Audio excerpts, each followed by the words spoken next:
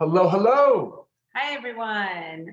Ryan and Lisa here today to discuss mental health, brain health. May is Mental Health Awareness Month.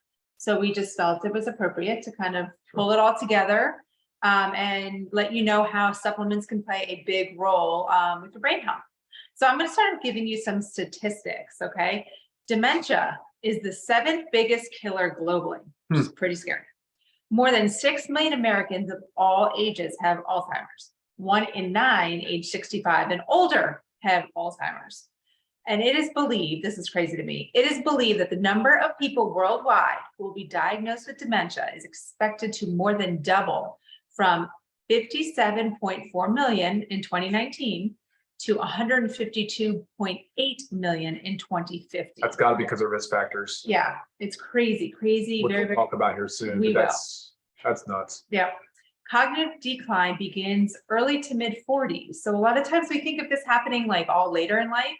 It is an age-related disease, but it's getting earlier and earlier. So it all starts to decline in our early to mid 40s. And I know Ryan has a few things he wants to break down about brain health. Does that mean now? Yeah. Oh, my turn? Okay, sweet.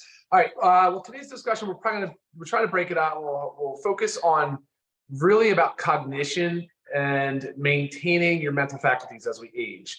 Because mood, say, the other aspect of mental health is probably more like mood disorders, panic attacks, and general anxiety disorders.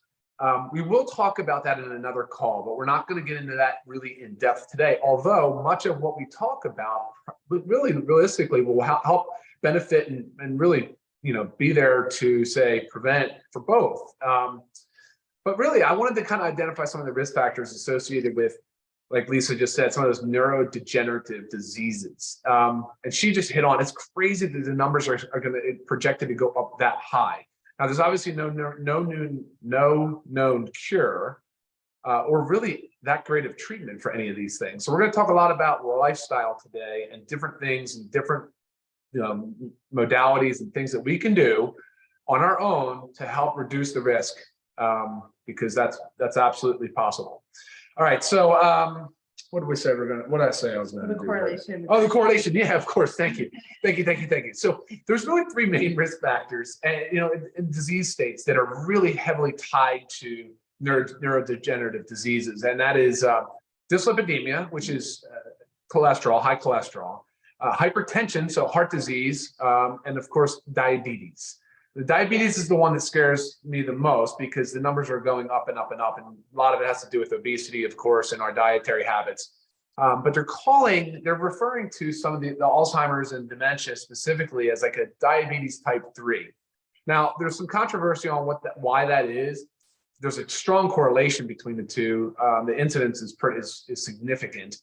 But they're saying too that potentially the insulin, the neurons is not able to actually properly use insulin within the brain. But there's also controversy whether or not insulin can even cross the blood-brain barrier and get in there. So there's a lot from a clinical perspective. We're still trying to figure all of that out, but it's still pretty clear that there's a strong correlation between the two. But Lisa and I love viewing things through the root cause lens, and so identifying things like healthy living habits, reasons why people are getting into this disease in the first place, and how to reduce your risk. And that's what we're going to talk a little bit about now. There are a bunch of other risk factors. Lisa, you mentioned age. Of course, we said lifestyle, genetics. Genetics is an interesting one. We won't talk much about it. By the way, we are not neurologists. We're not geneticists. We don't specialize in brain health. But what we are doing is sharing a lot of the information that we've seen in practice and in clinical setting, as well as things that we read, literature that we've, things and our own conclusions. So these are a lot of this is just our own opinion and just sharing with you guys because it's a scary disease. And for you guys that have a loved one, or if you yourself have been diagnosed or getting close to that and having signs of dementia, it's scary because it's not really so much just the patient too, it's the caregiving situation there too. It's it's a huge burden on family, friends, caregivers. And so for all those caregivers out there, my heart goes out to you. I know it's a difficult one to deal with. So Lisa, go ahead and Yes, and lifestyle I'm sure aspect. you guys too know of somebody, whether a close friend or family, going through it and how taxing it is on everybody around them. I know myself, my aunt, and I Scary. also have a client of mine who's husband, so I hear about it every day, and it's very scary, very sad. But like Ryan said, there is no cure for this, guys. The pharmacological treatments are pretty unsuccessful as well, Mhm. unfortunately. So what do we have to do? We have to focus on prevention. And you hear me talk about this a lot. Preventative medicine versus reactive medicine. This is one area where you must focus on preventative medicine, and it must start at a young age. It's not something of like waiting until we're in our 60s to start taking care of our brain and our health. So some lifestyle factors, I'm just going to talk about like the major ones. Sleep. Super important. Like you've got to give your body like those 7 to 9 hours of, you want it to be pretty consistent sleep habits of the 7 to 9 hours around the same amount of time if you can. I know jobs, certain lifestyle factors, or certain, life things can prevent that from happening. But when you sleep, like this is when your brain protects itself from toxic proteins. And these are the ones that form Alzheimer's causing, Alzheimer's specifically. plaque in the brain. Yeah. So sleep is super important for that. Not to mention, guys, like how your brain functions better when you sleep. I mean, that's the given. When you've had a good night's sleep, like you're on point, you're ready for the day. You could tackle your job better, your life, your family, whatever it is. So sleep is huge for that. And there's a well-known neurologist that said it's the REM specifically that she's watching, and there's now actual proof that shows that yes, poor REM sleep is definitely tied to neurodegenerative disease. So maybe a sleep tracker for those of you out there. I was just going to say that. I mean, we both use the Aura Ring, and it breaks it up, and then you can find out ways that you can help increase certain parts of your sleep cycle if something is lacking a little bit. Yep. Sleep will be a whole another different podcast or Zoom. Okay, and then also sedentary lifestyle. Okay, we've got to exercise. The way our society has, unfortunately, our current way of life has resulted in a lack of exercise. Just being more sedentary. So we've got to make sure we're exercising. This also leads to an increase in obesity. Same thing with overconsumption of food. So we can put those two together. So your lack of exercise and your overconsumption of food leading to obesity. And obesity, I mean, it just the whole thing kind of goes together. Obesity can lead to type 2 diabetes, yep. And then that could lead to dementia. I mean, these are all causal things. And obesity is linked to just quicker cognitive decline. So just so you know, the relative risk, this has the strongest benefit is exercise as of now. But you can't out exercise poor sleep. Like you said, you can't out exercise a poor diet. Yeah, you can't say I'm going to get 5 hours of sleep so I can get up and exercise, because you're hurting yourself there. You've got to do these things. Yeah. The exercise by far is the most impactful risk reduction strategy you can deploy. Yeah, get those heart rates up, guys. Yep. Get your body moving. And then I said food. Okay, overconsumption of food. We're just eating too much, but also even if we're not eating too much, it's the ultra processed foods that we're eating. Think of everything that comes in a package. That is a majority of that stuff is ultra processed food. That stuff leads to major inflammation. We can start feeling depressed, anxious. There's an increased risk of cognitive decline. So you've got to eat your whole foods. You've got to eat your fruits, your vegetables, your lean meats, your fish, your healthy fats. I mean, you've got to eat from whole food sources. Stop opening up boxes. No more frozen dinners. No more of those big box of crackers, chips. I mean, you've got to pick the whole food stuff. And then another one too is just, the gut health.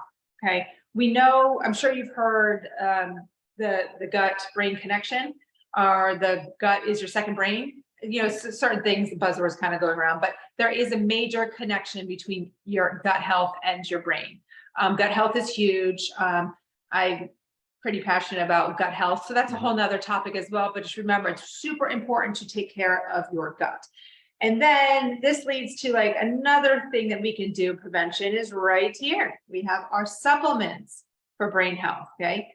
Yeah. Ryan's going to dig into those for us a little bit. Yeah. So supplements is obviously, Lisa likes to say, it's supplement to a healthy diet, which she made sure that that's pretty clear, that we're talking about eating well-balanced foods, avoiding, inflammatory foods, preserving the gut function. You've heard of people maybe not heard of it, but it's called leaky gut syndrome. It's not really acknowledged in the medical community as a diagnosis, but nonetheless, it's still one of the contributing factors to our say leaky gut.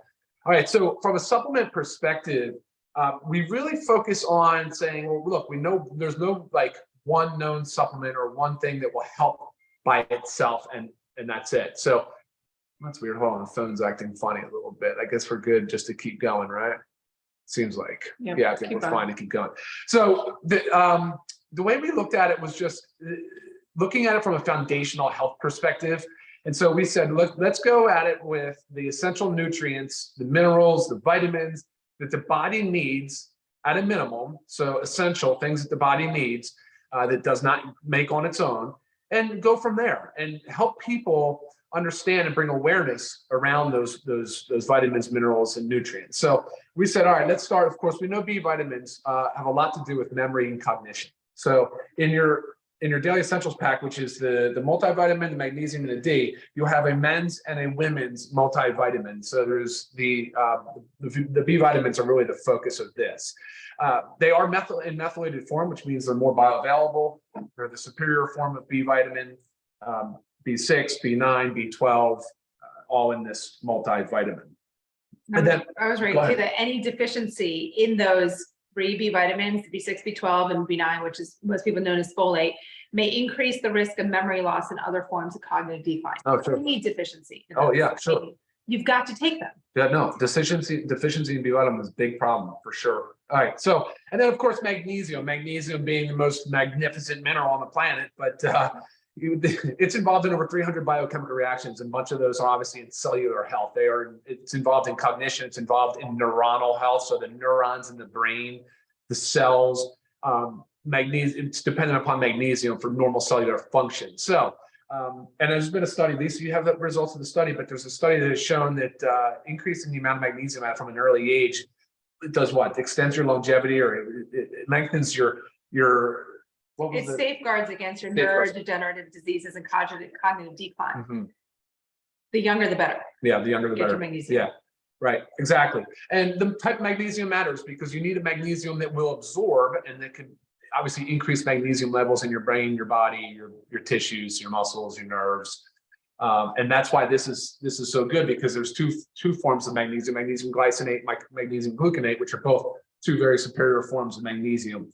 All right, and then the D3, which is neuroprotective. Vitamin D3, we know that starts as a vitamin, but gets quickly converted into a hormone. We've known it as a bone support vitamin hormone, but really it actually has been involved now in mood and cognition. It's neuroprotective, so helps protect your neurons. And we paired it with K2. So each one of these soft gels or capsules, I apologize, is 2,000 units of vitamin D. So that should be about the right dose to maintain a healthy blood level of vitamin D. Right, and these 3, as Ryan said, we do have it's as our daily essentials pack online. Yeah.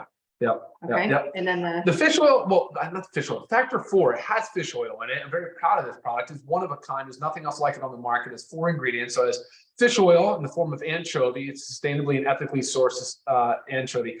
So each soft gel is 600 milligrams of EPA and DHA. Those are the two important omega-3 fatty acids. Those are the ones you really want to focus on when you're reading a label. And we also have curcumin, so great anti-inflammatory. And then you have coenzyme Q10 in the form of ubiquinol, which we know is involved in cellular health for sure. It's certainly involved in the powerhouse, the mitochondria, and the energy production cycle. So, and that's super obviously very important when you're talking about the high energy demand center of the brain. And then what was the last one? Garlic. We have garlic, which also helps with blood pressure, and it's an antioxidant.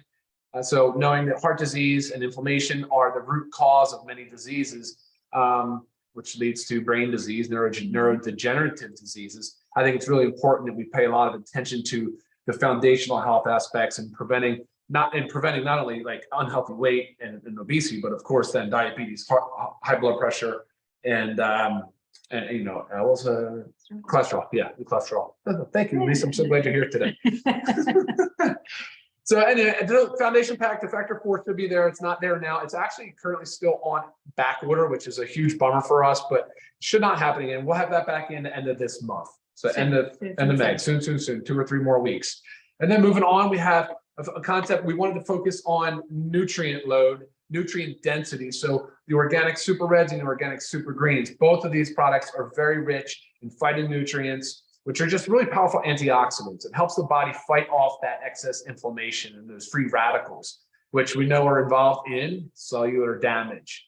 So when we're talking about neurodegenerative disease, you want to protect those cells. You're trying to protect every single cell. You're trying to encourage the body to make more cells. But as we age, we know it can be more and more difficult. So definitely. And it was said that the flavonoids, which is like the chemical compounds that make the colors in the fruit and vegetables, those can block the plaque buildup. The phytonutrients. Yeah. So, I mean, just so easy to just mix one scoop daily. And not to mention, you want to increase blood flow. These are loaded with dietary nitrates. So you're trying to increase perfusion. So that means increasing the blood flow and the delivery of nutrients to important tissues like the brain, right? Like the organs that power the body. So blood flow is important. That's what this is involved with. And then of course the organic coffee. One thing I wanted to make note is that there's a buzzword called nootropic. It has to do with supplements that are designed to increase cognition and brain health. None of them have been proven to do much. Now, I'm not saying the ingredients that people use in nootropics aren't beneficial. They probably are. And there's a lot of different now products if you do a search for nootropics. But man, are they expensive. I would not recommend them at this time. We are evaluating a number of different ingredients for nootropics, but we just haven't been able to get there on the clinical evidence and the cost. And then, so that's one reason why I say that is because caffeine is kind of considered one of those, you know. And so the LiveGood organic coffee is organic, and it also has, obviously 100 milligrams of caffeine per serving. But we enhance the coffee with 6 adaptogenic mushrooms. I have also seen, I think, was it one of the mushrooms? I think it was probably reishi, the gamma mushrooms that have been involved in nootropics. Some company has them out there for those as well. So the mushrooms are being touted as a nootropic. We didn't necessarily go that route here. We went for more of the adaptogenic response. I mean, they've been used for so many years. There's so many known benefits with mushrooms, but definitely reducing stress is a big part of what we want to help people achieve, because it can have a negative, obviously, negative effect on mental health. Right. And I mean, the mushrooms definitely help, protect the brain, especially your lion's mane, your reishi, and your chaga, which are 3 of the 6 in here. Yep. And you also have maca. Maca's in there as well, which has been shown. Improves cognitive function. Yep. Slows down age-related cognitive disease. Just good stuff. All good stuff, guys. Awesome. Yeah. So I don't know that is this one pack or another pack? No. Yep. So this is just highlighting a number of different supplements and ingredients and things that could be shown to be beneficial from a foundational health perspective. Yeah. So think about brain health, guys. You got to take care of it. You got to take care of your body to help take care of your brain. You got to do it. Yes, you do. And I know you had some fun little, just like tips and tricks. I do, but before I do, why don't let me try and see if I can pull up some few questions here. Sorry, guys, I'm tapping the phone. It's like, the question about not knowing if you get enough magnesium, assume you're not. If you have to ask, you're probably not. Blood work, blood tests, the magnesium tests are not that easy and definitive, not as easy as a blood test, or sorry, not as easy as a vitamin D test, because most of your magnesium is deposited into your bones and your muscles and tissues. It's just only a little bit free floating in the blood to be able to actually measure.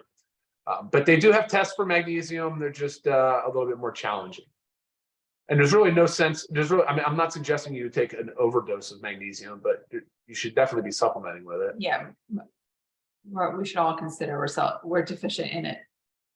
Remember, we're not getting what we used to be getting from our diet, unfortunately. Yeah, right. I know. No, it's not too late if you're over 60. Of course not. Nope. Of course not. No. Starting now. now is when you need to be really focused on maintaining the cognition. And I'm going to run down a few things to do, things to avoid. Maybe some of them you're probably already doing, some you can add in. And then let me tell you, the list is not exhaustive. There are so many lifestyle things that you guys can come up with on your own. It's never too late, guys. You can always slow things down. Always. Yeah, I think we can talk about that. There's a lot of questions, guys. So I think we're just going to jump into some of the. Yeah, no, I did. I mentioned the Reds. His question is, Reds mentioned sexual health on the bottles as type of blood flow. It does. Yes, it does. As a matter of fact, it's based on the same nitrate pathway that they use in certain medications like Viagra for erectile dysfunction, like isosorbide mononitrate for high blood pressure, like nitroglycerin for people that have chest pain. It opens the blood vessels, increases blood flow. age to start taking magnesium? Guys, we give this to our kids, not ours specifically. We give them a children's magnesium, but start young. Like our bodies need magnesium. Everything okay for diabetics? I mean, look, you should be monitoring your sugars and watching and seeing what foods do to it, but there's no added sugars in our products. Can you mix the reds and greens with amino and protein all together? Yeah, sure, of course. Yeah. Any other questions, guys? Unrelated to kind of what we're talking about as well, or what we're talking about, you can go ahead and email me, lisa@livegood.com.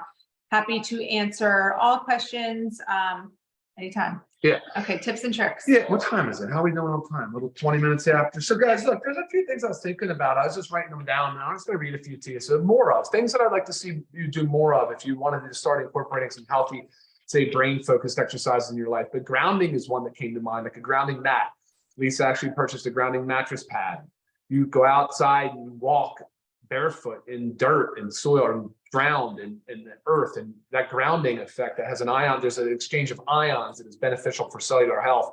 That's why people, if you get near a waterfall, apparently there's a lot of disinfectant effects of the waterfall and the clashing of the water. It's why we walk the beach a lot. It's just to pick up on that movement of water and exchange of ions. So that grounding is important. Breath work is the next one. Pick up an app, find an app. Just there's so many of them. Find one that you like. You can customize breath work. You can do apnea holds. You can do different types of, like, you can work on your CO2 tolerance. You can work on your O2 deprivation. Like, there's all these different cool things you can do. Meditative type apps. Lisa, you might have one you want to throw out there. And this doesn't have to be long, guys. Like, I mean, sometimes me just doing like 3 minutes of breath work, because that's all I have time to do. It's still, I mean, you feel the difference. It's still beneficial. And if you guys could add to this or take away from, pick one or two things to do on it and try it and see what you think. I want you guys to have some takeaways from these Zoom calls. Power saying no.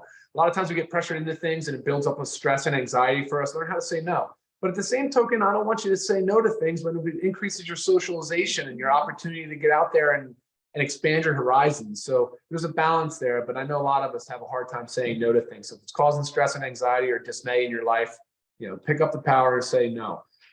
Focus on sleep. We're going to do a sleep thing on its own, because sleep hygiene is a topic that we could talk on for a very long time.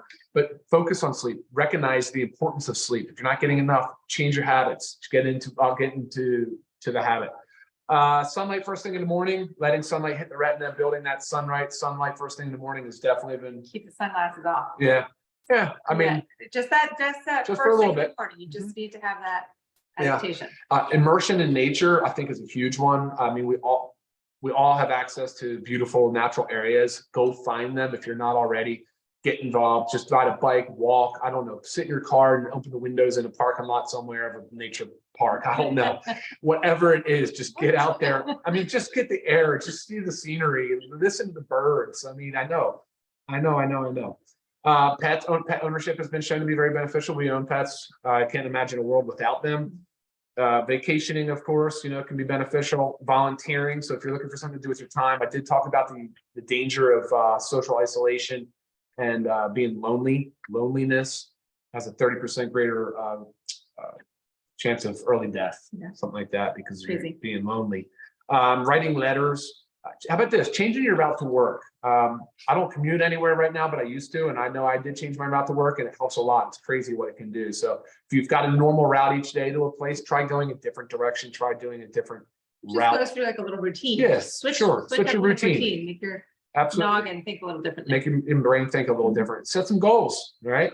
Sauna and ice bath. There's a lot of buzz about that. I love both of those. Brain games, Sudoku, board games, different mind challenging brain games are all good. And I read too that you got to switch up those games. So say like you only play Sudoku, like your brain gets accustomed to that one and it doesn't have to work as hard. So switch up those brain games. Yeah. And then also challenge yourself to remember people's phone numbers, addresses. If you're so used to getting in the car and turning the GPS on, try not to do that. Go at it on your own a little bit. Just try to go back to dial a phone number instead of looking up my name. And then a couple of things, here are a few things that like to avoid or to minimize or to take some out of your life is the news cycle. So get off the same news network doing it every single day at the same time. Change that out. That's not a beneficial thing either. Alcohol, of course, we can't say abstain from it. For us, we would love to, but we enjoy small amounts of alcohol very infrequently, but we still would say Moderation. guys, moderation, in moderation. Obviously avoid smoking. We don't like smoking. Cooking with foods, pick your oils responsibly. We don't like seed oils. They're Watch, inflammatory. completely ban fried food from your life. She did talk about processed, refined food. No added sugars either. Why would you need added sugars? You shouldn't need them. You don't want them. Take them out. Toxic people, take those people out of your life too. It may take some time, but work on getting the toxic people and toxic relationships out of your life. Pesticides. So there's still 2 pesticides. There's one pesticide that's still being used in the United States that's now known to have a significant correlation with neurodegenerative disease. And that's, mostly now we're seeing it in the Midwest. So it's an agricultural pesticide, but nonetheless, it is there. Reduce your exposure to pesticides, herbicides, fungicides. Purchase organic. And you can, please. Industrial exposures. So depending on what type of job you have, you may need to consider your exposures, those types of things, because they all can accumulate. And that's what we want to be careful about. So, Yep. All right. Those are a few fun ones. Like I said, it's not an exhaustive list, but some pearls in there. Hopefully you guys can use. Yep. You guys can make a difference in your brain health and share it with your loved ones. Yeah, absolutely do that. Absolutely do that. And I think that's all we have for today. What do you think, Lisa? Anything else to add? Nope. Again, any any questions, please email me and I'll get back to you. All right, guys. Have a great, productive rest of your Monday. Thanks for tuning in. Bye, guys. Bye.